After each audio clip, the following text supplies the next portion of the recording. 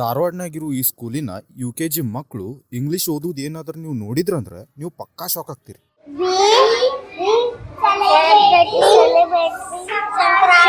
Madam ಇವ್ರು English ಇಷ್ಟು fluent ಆಗಿ ಓದ್ತಿದಾರಲ್ಲ, ಇವ್ರಿಗೆ ನೀವು ಹೆಂಗ್ ಪ್ರಿಪೇರ್ ಮಾಡ್ತೀರಿ? We have developed a technique which we have mastered over time. ಒಂದನೇ ವರ್ಷದೊಳಗೆ ಅವ್ರಿಗೆ ಸಿಲೆಬಸ್ ತುಂಬಾ ಹೆವಿ ಆಗಿಬಿಟ್ಟಿರುತ್ತೆ. ಸೊ UKG ಮಕ್ಕಳು ಪಾಸ್ ಮಾಡಿ ಹೋದ್ರೆ they should be perfect in reading and speaking and writing English.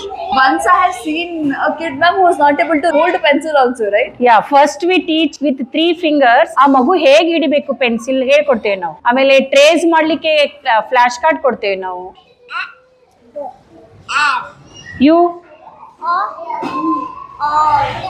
So ಆಗಳಿಂತ madam ನಾ ಇವೆಲ್ಲ ಮಟೀರಿಯಲ್ಸ್ ನ ಅಬ್ಸರ್ವ್ ಮಾಡಾಕತ್ತಿದ್ದೆ.